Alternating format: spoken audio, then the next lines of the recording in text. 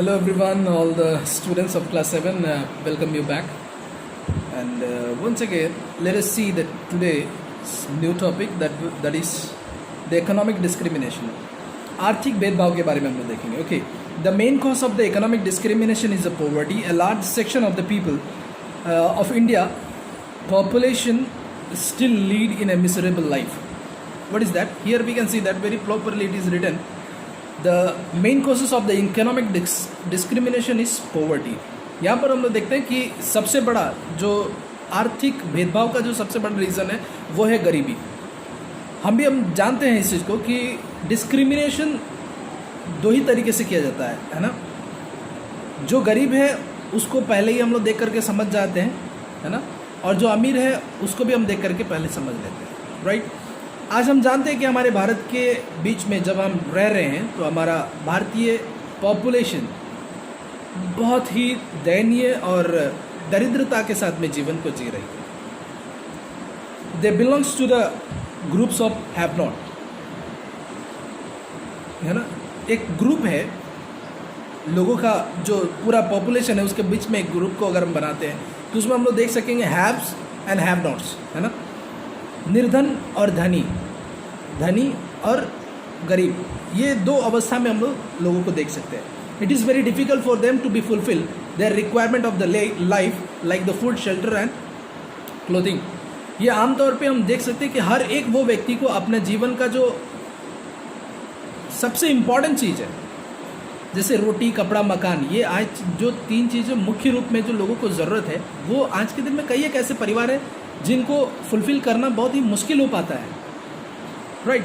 And they are unnourished which makes them to susceptible to all kind of the diseases and they cannot perform their task properly, है ना. गरीबी इतने हद तक हो जाती है कि उनको एक सही ढंग पे, सही टाइम पे प्रॉपर फूडिंग्स नहीं मिल पाती है ना. जिसका रीज़न क्या होता है कि उनको गरीबी की वजह से ही मर जाना पड़ता है. कई एक बीमारियां ऐसी आ जाती है जिसकी वजह से उनको मरना ही उत्तम समझ में आता है, क्योंकि प्रॉपर उपचार के लिए पैसे नहीं है, प्रॉपर उनको देखभाल करने के लिए कोई नहीं है. तो this where the main reason why this people are going to die because of poverty only, right. So the major thing we are going to continue with this topic. So the economic discrimination has brought a wide gap between the man to man and thus the society is divided into the two groups, that is haves and have nots, है ना. सो आज जो है आर्थिक अवस्था लोगों को इतना भिन्नता ला करके खड़ा कर दी है, लोगों के बीच में एक इतना बड़ा गैप को ला करके बना दिया है कि जो गरीब और अमीर दो कैटेगरी में पूरे सोसाइटी को बांट दिया, ठीक है. इस गरीबी का एक सबसे बड़ा रीज़न है वो है द एजुकेशन, लैकनेस ऑफ एजुकेशन, शिक्षा की कमी, है ना. ये सबसे बड़ा एक मेजर रीज़न रहा है. Let us see, needless to say that the education imparts the knowledge and skill, है ना.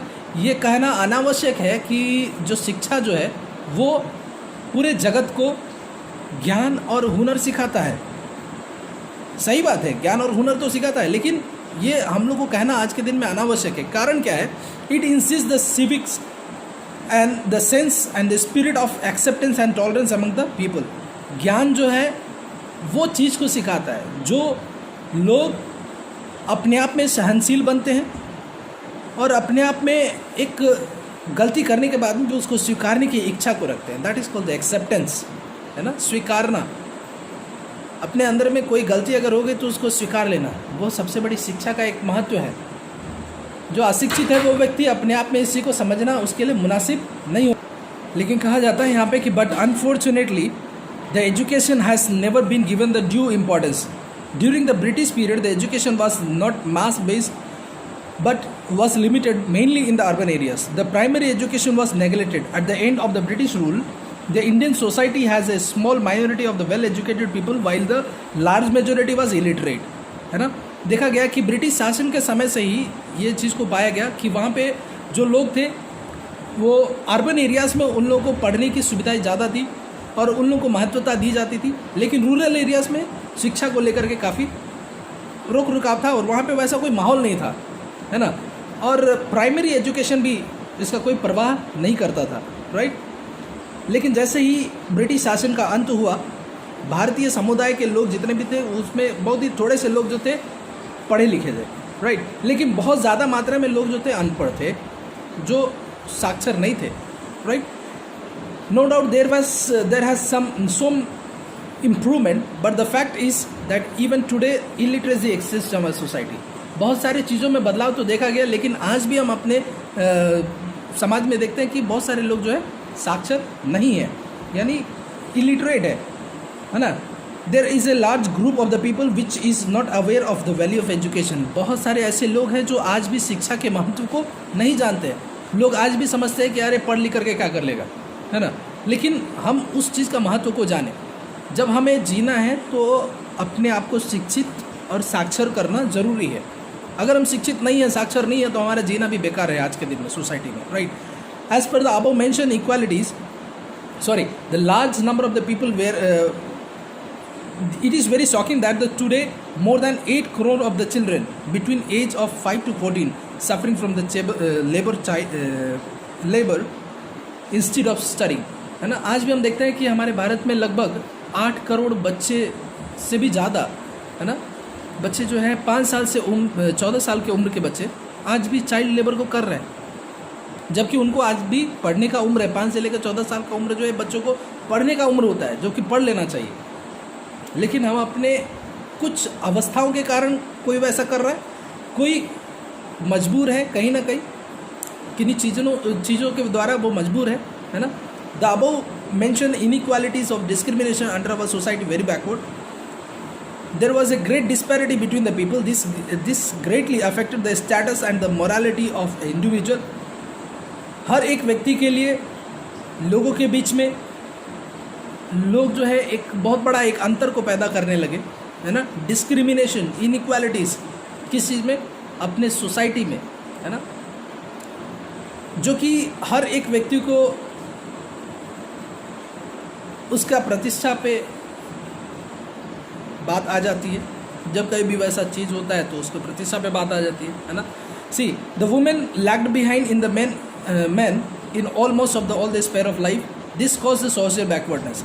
Women lagged behind the men in all the sphere of life, है ना। आज भी औरतों को जो हम लोग देखते हैं वो कई एक समय में कई एक जगह पर औरतों को उतना प्राथमिकता नहीं दी जाती है, जिसके वजह से आज भी हमारा समाज जो है पिछड़ा है। यदि हमारे घर में अगर माता बहनें जो भी है वो अगर शिक्षित होती है तो घर में हर एक व्यक्ति को साक्षर करने की कोशिश कर सकती है, ज्ञान की बातों को बता सकती है। Okay, this is cause the social backwardness. As a consequence our constitution makes thought over all this problem in order to make our democracy strong. हमारे राजतंत्र को, प्रजातंत्र को स्ट्रॉन्ग बनाने के लिए, समाज को अच्छे स्थिति में लाने के लिए सरकार ने बहुत अच्छे कदम को उठाया, है ना। और क्या किया वो? They accepted the equality as one of major ideas of our constitution. भारतीय संविधान के आधार पर इक्वालिटी को एक सबसे बड़ी प्राथमिकता दे करके उसको तैयार किया, ताकि हर एक डेमोक्रेसी का बीच में जितने भी लोग हैं सभी डेमोक्रेसी को स्ट्रॉन्ग करने के लिए, यानी प्रजातंत्र को स्ट्रॉन्ग बनाने के लिए एकता को सबसे बड़ा चीज़ माना और उसको एक सबसे बड़ा सोर्स माना, राइट।